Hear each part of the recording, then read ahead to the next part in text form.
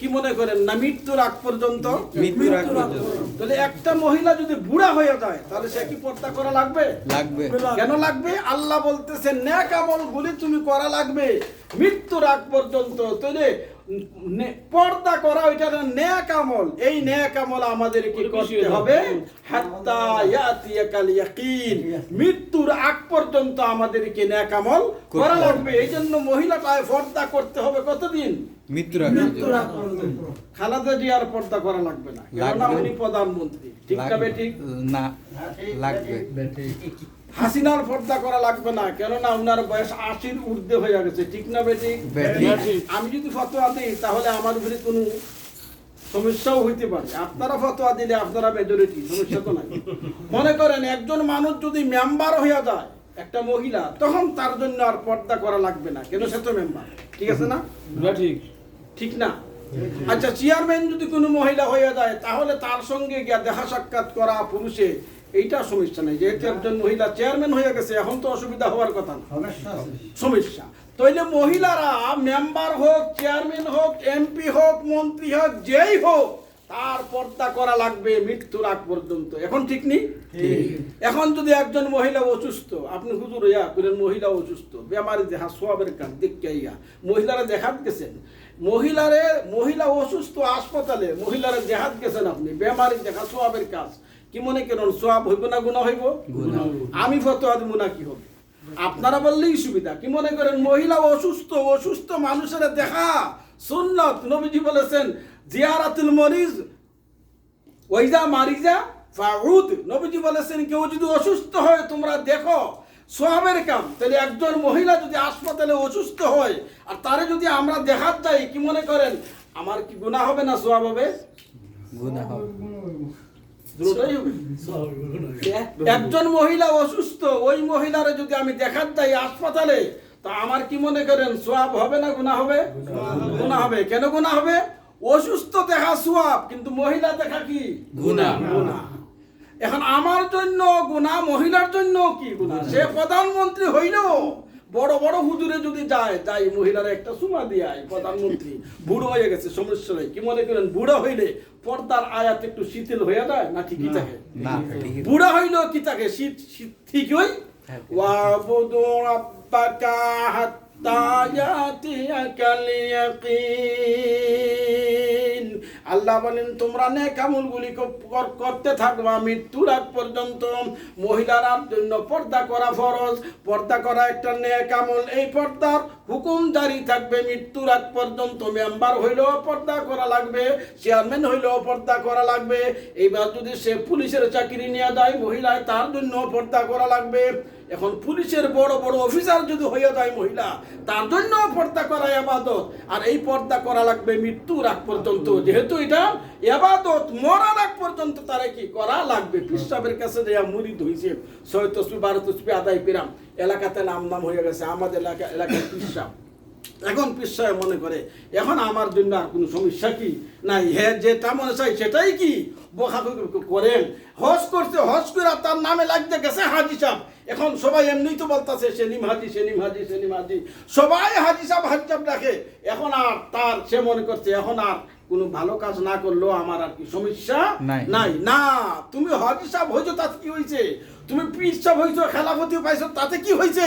তোমার যে ইবাদত বندگی যেগুলা করার দরকার ওইটা করতে হবে তোমার মৃত্যুর আগ পর্যন্ত। এই আলোচনা আমরা গত সপ্তাহে কিছু করেছি। আজকে 2-3 মিনিটের ভিতরে যে আলোচনাটা করতে চাই, মুতু ক্বাবলা আন তামুত উদু নাফসাকা মিন আহলিল কুবুর। নবীজি বলেন তুমি তোমারে কবরবাসী মনে করো, কবরবাসীদের মধ্যে তুমি তোমারে মনে করো। উদ নাফসাকা মিন আহলিল কুবুর। ইয়া আব্দাল্লাহ ইযা আসবাতা ফালা তুহাদ্দিস নাফসাকা বিস-সাবাহ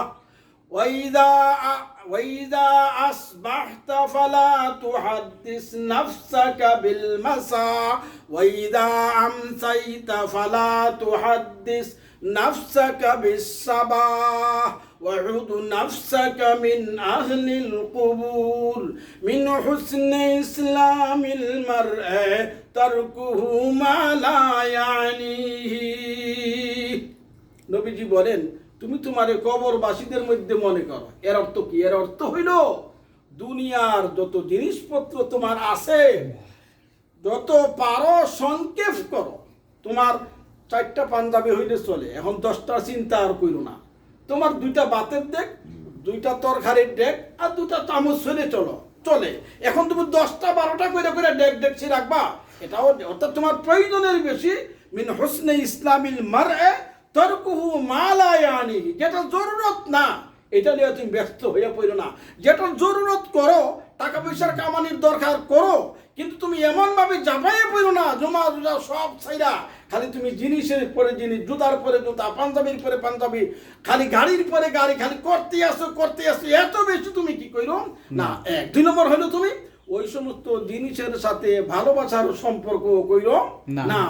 তুমি জিনিস কামাও, চাকরি করো, টাকা রুজি করো, বাধাই, কিন্তু এই সমস্ত জিনিসপত্রের সাথে, চাকরির সাথে, একামার সাথে, তোমার গাড়ির সাথে, তোমার সম্মানের সাথে, ইজ্জতের সাথে মহব্বতের সম্পর্ক যাতে কি না হয়। তোমার মহব্বত থাকবে একমাত্র কার জন্য? আল্লাহ। দেখেন বেচারা মেম্বারি ভোটও হারাইছে, মনে করছে ফাঁসি করবে বেটায়, এবার 2 ভোট কম পায়ে ফেল করছে, ফেল করে বেটা হার্ট ফেল করছে, সবাই মিল্লা হাসপাতাল লইয়া গেছে। এরকম হয় না ঘটনা? এমপি সাহেব ভোটে হারাইছে, হার্ট কন্টাস হয়েছে, 2-3 ভোটে মোল্লা সাহেব ফেল করছে। এখন মোল্লা সাহেব অ্যাম্বুলেন্স না হাসপাতাল পাঠাইতে হয়। কি মনে করেন ভোটের মহব্বত মোল্লা সাহেবের ভিতরে নাই, এই জন্য হার্ট ফেল করছে? আছে দেখে তো কি ফেল করে হার্ট ফেল, ফেল করলে হার্ট ফেল করে কেন? তোমার যদি হুব্বে যা সম্মানের জন্য, এমপি পদের জন্য, মেম্বার পদের জন্য, চেয়ারম্যান পদের জন্য তোমার অন্তরে যে মহব্বতই না থাকে, তাহলে তুমি ফেল করলে হাসপাতাল নেওয়া লাগে কেন? মহব্বত হবে একমাত্র কার জন্য? আল্লাহর জন্য। আমরা কিছু গরিব মানুষ যারা, আমরা টাকারই মহব্বত করি, স্বাভাবিক। গরিব যারা, কিন্তু বড় বড় লোক যারা, তারা এই টাকারই মহব্বত করে না। তারা কয় টাকা উড়া যা পারস, দরকার লাগলে 1 কোটি টাকা একদিন উড়াই দে, আমার এমপি বানাই দিব। কারণ তাদের হলো হুব্বে যা, তারা সম্মান চায়, ইজ্জত চায় মানুষের কাছে। আমি বড় হইতে চাই, আমার ইজ্জত চাই, সম্মান চাই, হুব্বে যা তাদের কাছে বেশি মূল্য। এই জন্য হুব্বে যা, তাদের ইজ্জত আর মর্যাদার মহব্বত তাদের অন্তরে। এই জন্য তারা যদি ভোটে ফেল করে আলহামদুলিল্লাহ বলতে রাজি না। আল্লাহ যে আমার ভাগ্যে লিখে রাখছি ফেল করা, ওইটা আর তখন মনে থাকে না। একবারে হার্ট ফেল করে হাসপাতাল যাওয়া লাগে, এতে বোঝা গেল হের অন্তরে মহব্বত ঢুকছে। যা মানে সম্মানের মহব্বত। কিসের মহব্বত?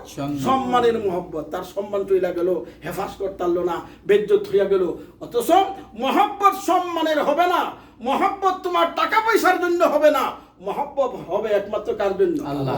তো নদী দিগহে সুলাইমান রা চশনাসি জবান মুরগারাম हर क्यों राम मारिफत बख्शद खुदाए गैर हकला दर दिले नस्त जाए नजद आरिफ नस्त दुनिया रा खतार बल्कि बर खुद निश्तस हर नजर आरिफ अज दुनिया वक़ुबा फारिगास जाचे बाशद गैर कौनी फारिगास।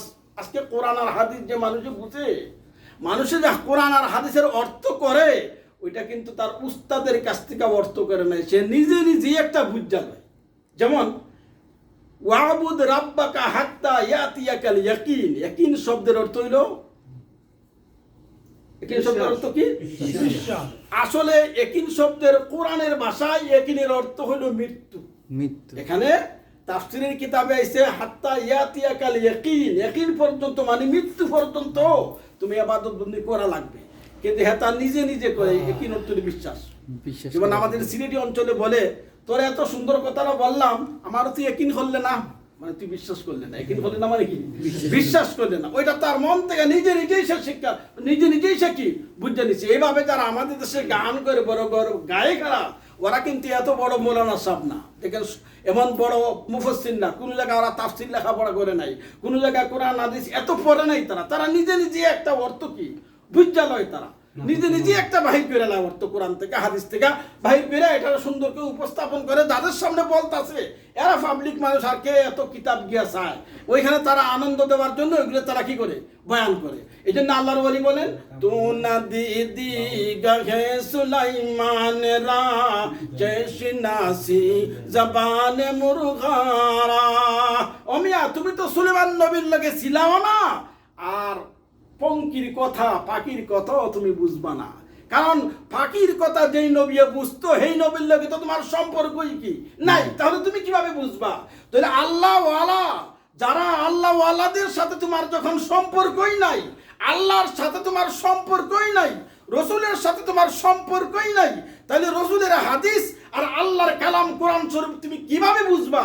আল্লাহর কালাম তো তারাই বুঝবে যাদের সম্পর্ক আছে আল্লাহর লগে, হাদিসের তর্জমা তো তারাই বুঝবে যাদের সম্পর্ক আছে রসুলের সাথে, রসুলের তরিকার সাথে। এটাই আল্লাহর ওলি বলেছেন যে যারা আল্লাহর সাথে সম্পর্ক নাই তাদের কাছ থেকে তুমি ইসলাম শিখার চেষ্টা করো না।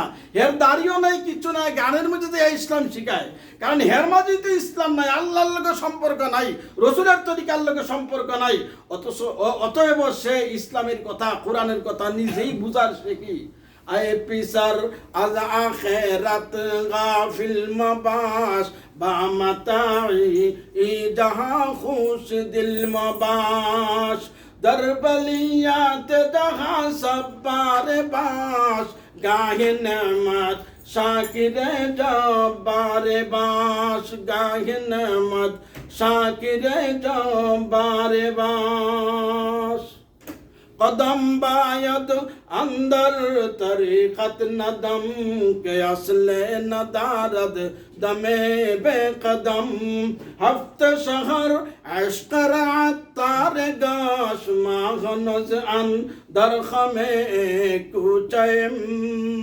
चिस्त तक़वाम तरक शुबहात हराम अज लिबासो अज शराबो अज ताम। तो कुरान আর হাদিস যদি আমরা বুঝতে হয় তাহলে আল্লাহ ওয়ালার কাছে যাইতে হবে। কার কাছে যাইতে হবে? আর যার কাছে নবীর তরিকা নাই, যার কাছে আল্লাহর সাথে মহব্বতের সম্পর্ক যার নাই, তার কাছে গেলে আমরা কোরআন আর হাদিস বোঝা সম্ভব না। কোরআন আর হাদিস বুঝতে হলে যাইতে হবে আল্লাহ ওয়ালাদের কাছে। মনে করেন যদি আপনি একটা ড্রয়িং, ঘরের একটা ড্রয়িং আপনার দেওয়া হইলো, ওইটা বুঝতে হইলে ইঞ্জিনিয়ারের কাছে যাওয়া লাগবে, বলে আমার এই ড্রয়িংটা বুঝাইয়া দেন। যদি আপনি তখন ডাক্তার সাহেবের কাছে যান আর গিয়ে বলেন, ডাক্তার সাহেব আমার এই ঘরের 5 তলা বিল্ডিং এর ড্রয়িংটা বুঝাইয়া দেন, ডাক্তার সাহেব বুঝাইতে পারবে? এটা ডাক্তার সাহেব পারবেন না। যদিও ডাক্তার সাহেব ইংরেজিও জানে, বাংলাও জানে, জানলে কি হবে, এরপরও ভাষা জানলে লাভ হইব কি? ড্রয়িং বুঝা সব বেটার কাজ না। মনে করেন আপনার ঘরের ড্রয়িং বুঝতে হইলে যারা এগুলি লেখাপড়া করছে তারাই আঁকতে পারে, তারাই বুঝবে। এরকম সংসদের যে আইনগুলা লেখা আছে, কর 1 দ্বারা, কয়ের 2 দ্বারা, কয়ের 5 দ্বারা, যদিও আমরা বাংলা পড়তে পারি, এখন যদি আপনার একটা আইন বই দেওয়া হয় আমরা অত বুঝবো না। কেননা আইন বুঝতে হইলে একটা উকিলের কাছে যাইতে হবে, ভাই একটা এই আইন বইটা আমার পড়ে একটু বুঝাইয়া দেন। যদিও বাংলাই লেখা আইন বই, বাংলায় লেখা হইলেও বাংলা তো আমি পড়তে পারি, কিন্তু আইন বই আমার দ্বারা বইটা বোঝা সম্ভব না। তাহলে কোরআনটা হইলে একটা আইন বই, এটা আরবিতে, যদিও আমি আরবি জানি, কিন্তু শুধুমাত্র ভাষা জানলেই ঘরের ড্রয়িং ফেরা বোঝা যায় না, ভাষা জানলেই বোঝা যায় না। এটা যেহেতু আইন বই, আইন যে সমস্ত বিষয় আইনগুলা শুধুমাত্র ভাষা জানলেই বই পড়া বোঝা যায় না। তো তার উকিল সাহেবরা কলেজে যাইয়া আলাদাভাবে আইন বিভাগে লেখাপড়া করার দরকার ছিল না। কোরআন যেহেতু আইন বই, কোরআন বুঝতে হইলে আলাদাভাবে লেখাপড়া লাগবে, শুধুমাত্র আইন জানলে কি কাজে লাগবে না। তো আমার মূল আলোচনা যেটা ছিল যে আল্লাহ রাব্বুল আলামিন বলেছেন আমি ভালোবাসার সম্পর্ক স্থাপন করব 2 দল লোকের লগে। একদল লোক হইল যারা ঈমান আনবে, আর যারা নেক আমল করবেন, আর আজকের আলোচনা হলো নেক আমল করতে হবে কতদিন? মৃত্যুর আগ পর্যন্ত। এখন উনি ফির সাহেবের খেলাফতি পাইয়া উনি ফিরে কামিল, এখন তো ফির সাহেব হয়ে গেছে, নাম দাম হয়ে গেছে, এখন তার কোনো সমস্যা নাই। এতদিন উনি হকের উপরেই ছিল, উনি যে দল করে এই দলও কি হক। এখন উনি কয়েছে আমি তো সারা জীবন হকের উপরেই থাকলাম, এখন নির্বাচন আইছে, যদি একটা দলও গিয়ে একটা এমপি হইতে পারি, একটা কিছু হইয়া যাইতে পারি, কিছু দিনের জন্য কিছু সময়ের জন্য একটা না হক দলে চলে দেখা, কি মনে করেন যাইতেছে? কিছু সময়ের জন্য কিছু দিনের জন্য, বেটা এতদিন তো হক দলেই ছিল, এখন উনি না হক দলে যাইতে চায়। আল্লাহ বলছেন কি না, তুমি কিয়ামত পর্যন্ত, তোমার মৃত্যু পর্যন্ত হক দলেই কি থাকা লাগবে। মাঝখানে হক দল ছাড়া অন্য দলে যাওয়া যাবে না। তাহলে আমরা যে যে দল করি, যদি আমার দলটা হক হয়ে থাকে, এই দল ছাইরা যাওয়া যাবে না। নাহক দলে, যেটা আমি নাহক বলি আর মনে করি, যদি সেই দল নাহক হয়, আমি শুধুমাত্র আমার ইজ্জত বাড়বে, আমার ইজ্জতের জন্য, সম্মানের জন্য আমি মেম্বার হয়ে যাবো, চেয়ারম্যান হয়ে যাবো, অনেক কিছু হয়ে যাবো, আর না হলে বড় কিছু হয়ে যাবো, এই অনেক কিছু হয়ে যাবো আশায় আমি আমার হক দল ছাইরা আমার মৃত্যুর আগ পর্যন্ত না হক দলে যাইতে পারি না। কেন আল্লাহ বলেছেন কি, হাত্তা ইয়াতিয়াকাল ইয়াকিন, তোমার মৃত্যু পর্যন্ত হকেরই বই থাকা লাগবে, তোমার মৃত্যু পর্যন্ত নেক আমলই করা লাগবে, তোমার মৃত্যু পর্যন্ত ফিরে কামিল তো হয়ে গেছো, ঠিক আছে, কিন্তু এই ফিরে কামিলের যে কর্মসূচি, যে কাজগুলো আছে, এগুলা করতে হবে মৃত্যুর আগ পর্যন্ত। কতদিন করতে হবে? মৃত্যুর আগ পর্যন্ত। আল্লাহ তাআলা আমাদের সকলকেই কোরআনের এই কথাগুলো বুঝার তৌফিক দান করুন। আমিন। আখিরু দাওয়ানা আলহামদুলিল্লাহি রাব্বিল আলামিন। দুরূদ শরীফ পড়ে আল্লাহু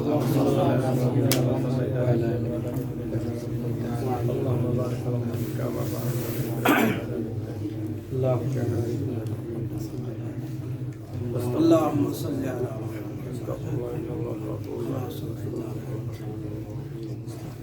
استغفر الله استغفر الله استغفر الله إن الله غفور رحيم.